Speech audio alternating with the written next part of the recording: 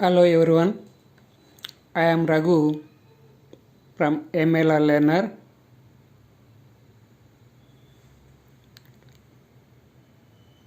మనము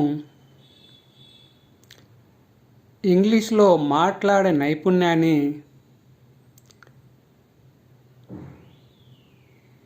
అభివృద్ధి చేసుకోవాలనే ఉద్దేశంతో ఈ వీడియోని చేయడం జరిగింది. మనం ఇప్పుడు సింపుల్ ఫ్యూచర్ టెన్స్ గురించి తెలుసుకోబోతున్నాం.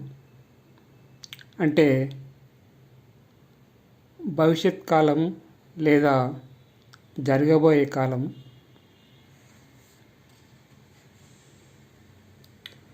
భవిష్యత్తులో చేయబోయే పనులను తెలియజేయడానికి ఈ టెన్స్ని ఉపయోగిస్తాం. దీనిలో కీవర్డ్స్ అంటే సాధారణంగా వాడే పదము లేదా పదాలు. ఉదాహరణకు టమారో అంటే రేపు, నెక్స్ట్ వీక్ రాబోయే వారము, నెక్స్ట్ మంత్ రాబోయే నెల, నెక్స్ట్ ఇయర్ రాబోయే సంవత్సరం అండ్ మొదలగునవి.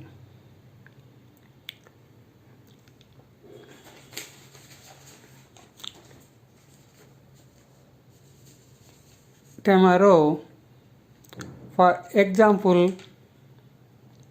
I shall call you tomorrow అంటే నేను నీకు రేపు ఫోన్ చేస్తాను అని. నెక్స్ట్ వీక్,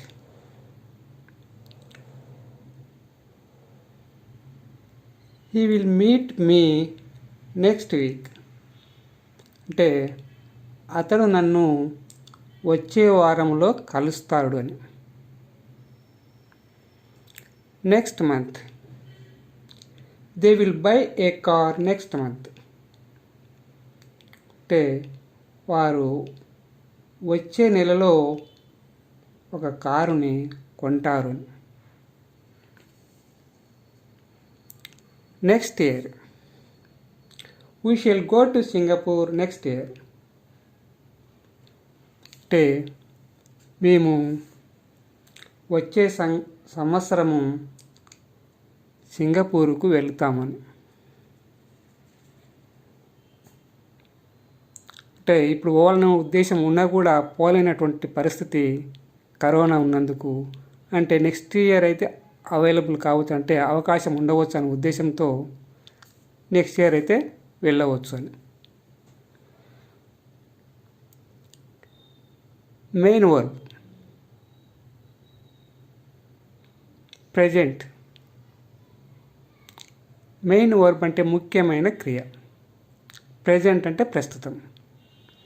V1 అంటే మొదటిది అని, అంటే వర్బులో మొదటిదని. మనం వర్బులో 5 రకాలు ఉంటాయని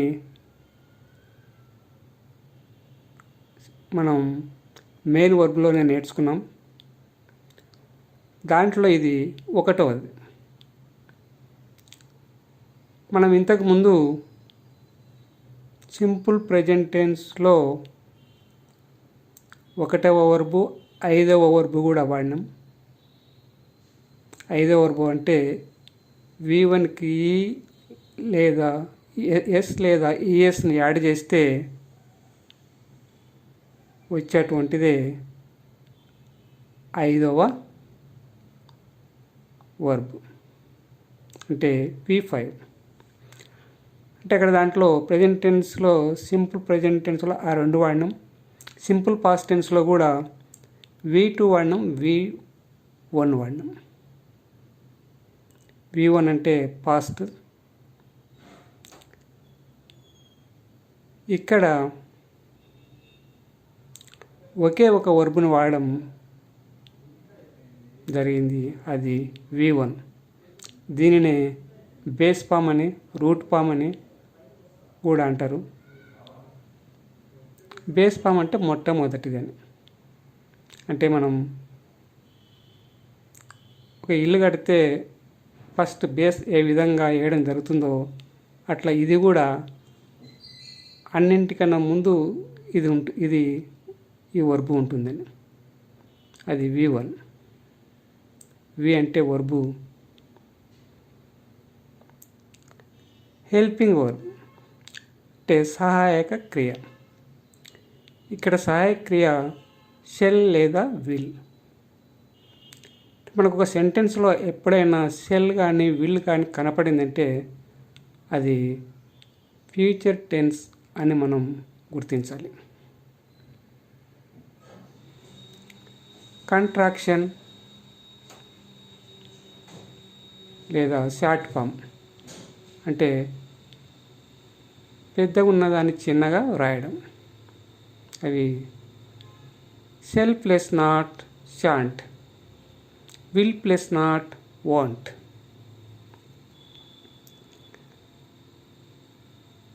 ఇక్కడ బ్రాకెట్లో పర్సన్స్ గురించి రాయడం జరిగింది. మనకు పర్సన్స్ మొత్తము 7 ఉంటాయి. అవి I, we, you, they, he, she, it. I అంటే నేను, వి అంటే మేము లేదా మనము, యు అంటే నీవు, దే అంటే వారు, హీ అంటే అతడు, షీ అంటే ఆమె, ఇట్ అంటే అది లేక ఇది. ఈ విధంగా మనం ఎన్ని సెంటెన్స్లు రాసినా ఈ 8 ప్రొనౌన్స్తోనే మాత్రం రాయడం జరుగుతుంది. వీటిని 3 పర్సన్స్గా విభజించడం జరిగింది. ఫస్ట్ పర్సన్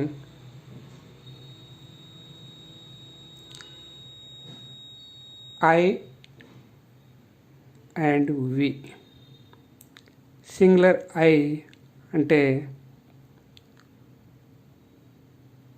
ఏకవచనానికి సంబంధించినటువంటిది ఐ, బహువచనానికి సంబంధించినటువంటిది వి.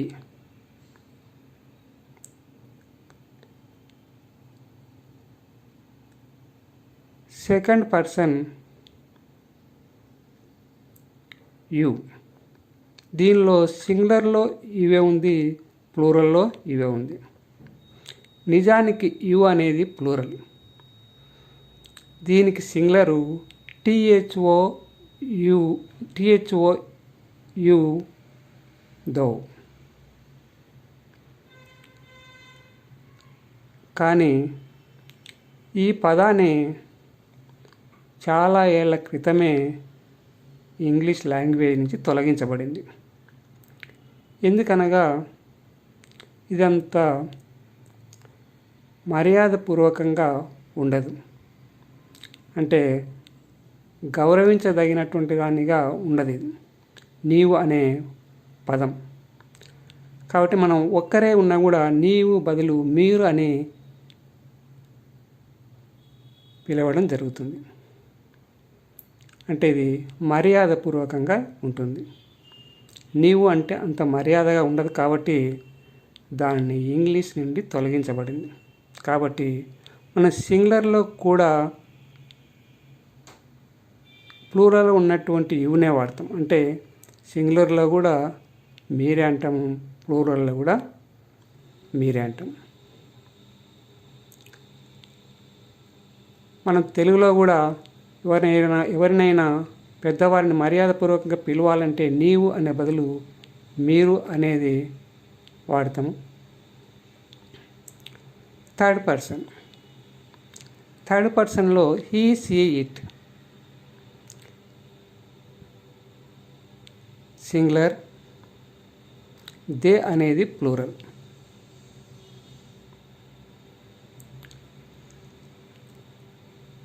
ఇక్కడ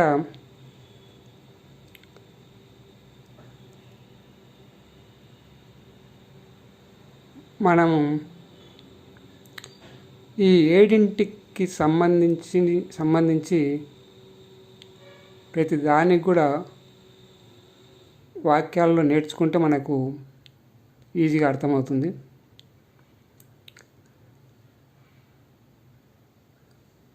షెల్ అనేది ఫస్ట్ పర్సన్కి మాత్రమే హెల్పింగ్ వర్బ్గా రాయడం జరుగుతుంది. అంటే ఫస్ట్ పర్సన్లో సింగులర్ ఐ కానీ ప్లూరల్ వి కానీ దానికి helping verb shall. Second person third పర్సన్కు హెల్పింగ్ వర్బ్ విల్ రాయడం జరుగుతుంది.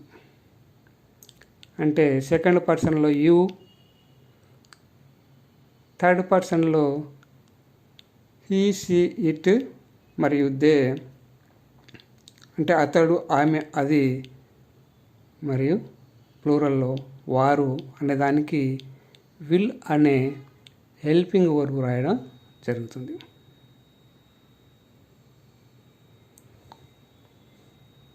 ఇక్కడ దానికి సంబంధించి మనం ఉదాహరణలు రాశాం. ఉదాహరణకు ప్రతి సెంటెన్స్లో ప్రతి వాక్యంలో 5 రకాలైన వాక్యాలు ఉంటాయని మనం ఇంతకుముందే నేర్చుకున్నాం. ఆ 6 వాక్యాలకు సంబంధించి ఉదాహరణకి ఇక్కడ రాయడం జరిగింది. ఒకటవది వీ షల్ లెర్న్ ఇంగ్లీష్. ఇక్కడ వి అనేది సబ్జెక్ట్, షెల్ అనేది helping verb, learn main verb, English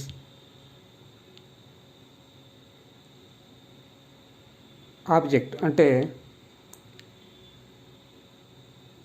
తెలుగులో కర్త, సహాయక్రియ, ముఖ్యక్రియ, కర్మ.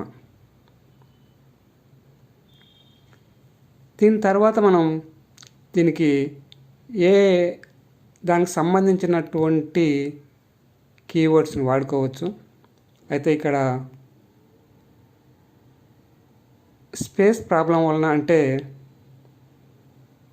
ఇక్కడ వ్రాయడానికి ప్లేస్ లేనందున, తక్కువగా ఉన్నందున ఆ కీవర్డ్స్ని రాయడం జరగలేదు. అవసరమైతే మీరు యాడ్ చేసుకోవచ్చు.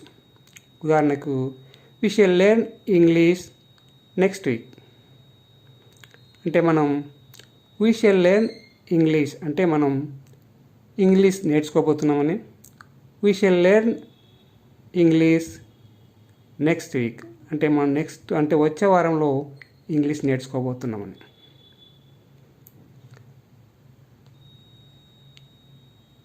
ఇది పాజిటివ్ సెంటెన్సెస్ అంటే పాజిటివ్ వాక్యము. అదేవిధంగా విల్తో రాయబడినటువంటిది షీ విల్ లెర్న్ ఇంగ్లీష్. ఇక్కడ షీ అనేది థర్డ్ పర్సన్ సింగులర్ కాబట్టి దీనికి హెల్పింగ్ వర్బ్ విల్ అనేది రాయడం జరిగింది. She will learn English. ఇక్కడ కూడా సబ్జెక్ట్ అంటే కర్త, హెల్పింగ్ వర్బు, మెయిన్ వర్బు, కర్మ రాయడం జరిగింది. మీరు అవసరమైతే కీవర్డ్స్ యాడ్ చేసుకోవచ్చు అని చెప్పాను. షీ విల్ లెర్న్ ఇంగ్లీష్ అంటే ఆమె ఇంగ్లీషు నేర్చుకోబోతుంది.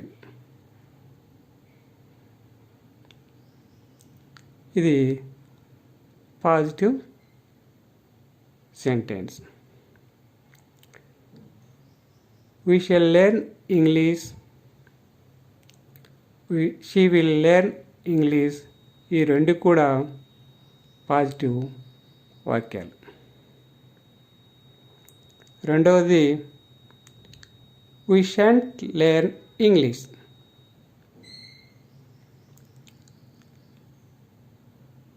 అంటే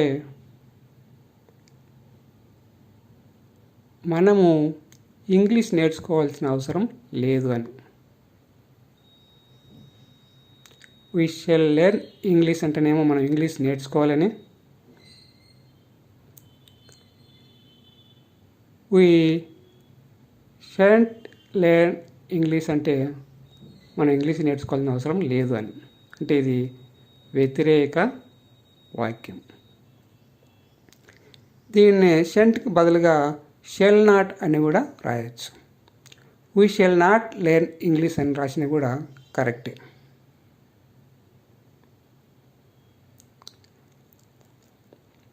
అదేవిధంగా షీ వాంట్ లెర్న్ ఇంగ్లీష్, ఇక్కడ కూడా వాంట్కి బదులుగా విల్ నాట్ కూడా రాయొచ్చు. అంటే she will not learn English, ఇది కూడా నెగిటివ్ సెంటెన్స్, అంటే వ్యతిరేక వాక్యం. ఇక్కడ మనం ఒకటవ దానిలో వీ షెల్ లెర్న్ ఇంగ్లీష్కి బదులుగా వీ విల్ లెర్న్ ఇంగ్లీష్ అని కూడా రాయవచ్చు. ఆ విధంగా రాసిన తప్పు ఏమి కాదు, కానీ అది ఎంఫసిస్ అంటే స్ట్రాంగ్ లేక ఖచ్చితంగా చెప్పినప్పుడు ఆ విధంగా రాయడం జరుగుతుంది. అంటే మనం ఇప్పుడు ఈ సింపుల్ ఫ్యూచర్ టెన్స్ మనం నేర్చుకుంటున్నాం కాబట్టి ఇక్కడ ఆ ఖచ్చితమైనటువంటి పదాలు వాడవలసిన అవసరం లేదు. అంటే మనం నార్మల్ హెల్పింగ్ వర్బ్నే వాడాలి. వీ షెల్ లెర్న్ ఇంగ్లీష్, ఈ విధంగా షీ విల్ లెర్న్ ఇంగ్లీష్. ఇక్కడ కూడా ఖచ్చితంగా అన్నప్పుడు విల్ బదులు షెల్ కూడా రాయొచ్చు, కానీ ఇదంతా ఎక్కువగా వాడరు. కానీ షెల్ విలువ మాత్రం మనకి ఎక్కువగా కనపడుతుంటుంది. రెండవది we shan't learn English, we want learn English, ఇది వ్యతిరేక వాక్యాలు. మూడవది షాంట్ వీ లెర్న్ ఇంగ్లీష్. మనం రెండవ దాంట్లో వ్యతిరేకం కావడానికి ఆ షెల్ అనే హెల్పింగ్ వర్బ్కు అంటే సహాయ క్రియకు నాట్ అనేది యాడ్ చేయడం ద్వారా అది వ్యతిరేక వాక్యంగా ఏర్పడింది. దాన్ని మనం కర్తకు వర్బ్కు మధ్యలో ఉన్నటువంటి హెల్పింగ్ వర్బ్కు నాట్ని యాడ్ చేయడం జరిగింది. ఇప్పుడు మూడవ దానిలో ఆ షాంట్ అనే పదాన్ని ముందుకు తీసుకొస్తే, అంటే వాక్యంలో ముందుకు తీసుకొస్తే, లేదా వీ కన్నా లేదా కర్త కన్నా ముందు రాస్తే అది క్వశ్చన్గా మారుతుంది. ఇప్పుడు షాంట్ వీ లెర్న్ ఇంగ్లీష్ రాసి చివరిన క్వశ్చన్ మార్క్ పెడితే అది క్వశ్చన్ అవుతుంది. షాంట్ వీ లెర్న్ ఇంగ్లీష్ అంటే మనము ఇంగ్లీష్ నేర్చుకోవాల్సిన అవసరం లేదా అని. అదే మాదిరిగా వోంట్ షీ లెర్న్ ఇంగ్లీష్ రాసి క్వశ్చన్ మార్క్ పెడితే క్వశ్చన్ నెగిటివ్ క్వశ్చన్ అవుతుంది. వోంట్ షీ లెర్న్ ఇక్కడ కూడా సబ్జెక్టుకు అంటే కర్తకు మరియు క్రియకు మధ్యలో ఉన్నటువంటి వాంట్ని ముందుకు తీసుకొస్తే, అంటే కర్త కన్నా ముందు రాస్తే లేదా సెంటెన్స్లో ముందుగా రాస్తే అది రాసి దాని తర్వాత వాక్యం చివరన క్వశ్చన్ మార్క్ పెడితే అది నెగిటివ్ క్వశ్చన్ అవుతుంది. Won't she learn English, shan't we learn English, won't she learn English, ఇవి రెండు కూడా నెగిటివ్ క్వశ్చన్స్.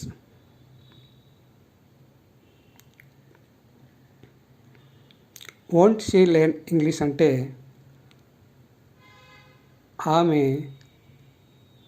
ఇంగ్లీష్ నేర్చుకోవాల్సిన అవసరం లేదా. షెల్ వి లెర్న్ ఇంగ్లీష్, ఇక్కడ నాట్ అనేది తొలగించబడింది కాబట్టి ఇది positive question. Shall we learn English అంటే మనం ఇంగ్లీషు నేర్చుకోవాలనా అని. అదే మాదిరిగా విల్ షీ లెర్న్ ఇంగ్లీష్ అని రాసి చివరన క్వశ్చన్ మార్క్ పెడితే ఇది కూడా పాజిటివ్ క్వశ్చన్ అవుతుంది. Shall we learn English, will she learn English, will she learn English అంటే ఆమె ఇంగ్లీష్ నేర్చుకోవాలని. ఈ రెండు కూడా పాజిటివ్ క్వశ్చన్స్.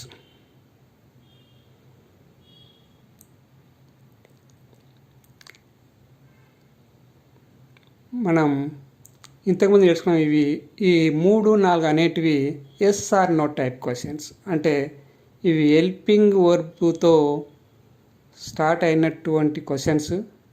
దీనికి మనం ఎస్ ఆర్ నో చెప్పినా సరిపోతుంది, లేదా పూర్తిగా దీనికి answer yes we shall learn English అన్నా, లేదా no we shan't learn English అన్నా సరిపోతుంది. అంటే పాజిటివ్ కావాలన్నప్పుడు ఒకటవది, నెగిటివ్ కావాలన్నప్పుడు రెండవది ఆన్సరు రాయవలసి ఉంటుంది. ఐదవది WH question, why shall we learn English రాసి చివరిన క్వశ్చన్ మార్క్ పెడితే దీనికి మనం WHY అనేది యాడ్ చేయడం జరిగింది కాబట్టి ఇది WH క్వశ్చన్ అని అంటారు. దీనికి ఎస్ ఆర్ నో అని జవాబు చెప్పడానికి వీలు కాదు. వీటిని WH క్వశ్చన్స్ అంటారు.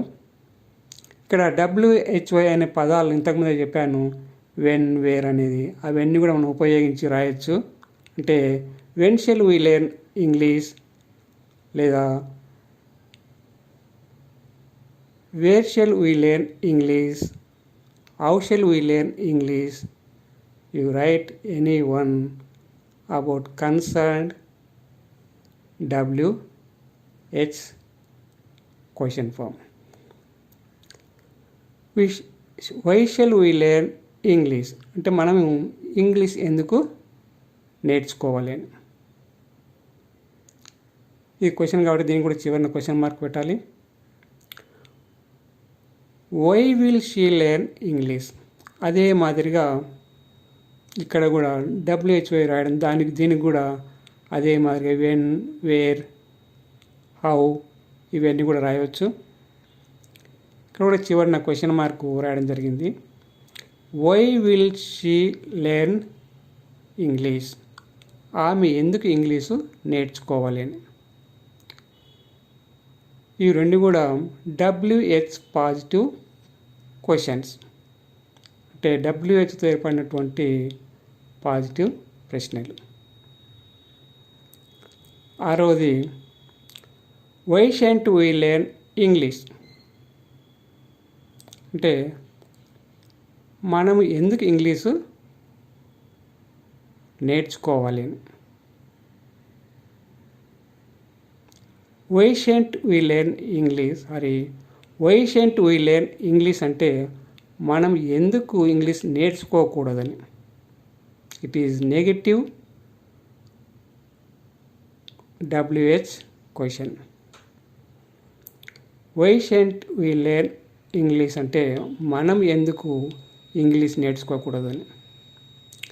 అదే మాదిరిగా why won't she learn English అంటే ఆమె ఎందుకు ఇంగ్లీషు నేర్చుకోకూడదని. Why won't she learn English రాసి చివరిన క్వశ్చన్ మార్క్ పెడితే ఇది కూడా WH నెగిటివ్ క్వశ్చన్ అంటే WHతో ఏర్పడినటువంటి వ్యతిరేక ప్రశ్న. మీరు మిగతావన్నీ కూడా ఇంతకుముందు నేను 7 ప్రొనౌన్స్ ఉంటాయని చెప్పాను. మనం ఇక్కడ రెండింటినే రాయడం జరిగింది, VCని మాత్రమే.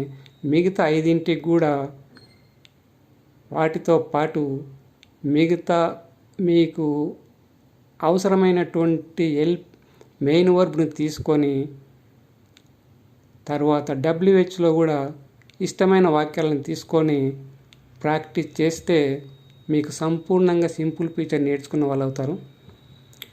నేను ఎక్కడైనా కర్త కర్మ అనే దగ్గర ఏదైనా స్మాల్ పొరపాటు ఉంటే అవి మీరు రెక్టిఫై చేసేటువంటి స్థాయిలో ఉంటాయి. అటువంటి ఉంటే మీరు సరిదిద్దుకోగలరు. ఒకవేళ మీకు అర్థం కానిది ఏమైనా ఉంటే మీరు కామెంట్లో క్వశ్చన్ చేస్తే నేను దానికి ఆన్సర్ చేయడం జరుగుతుంది.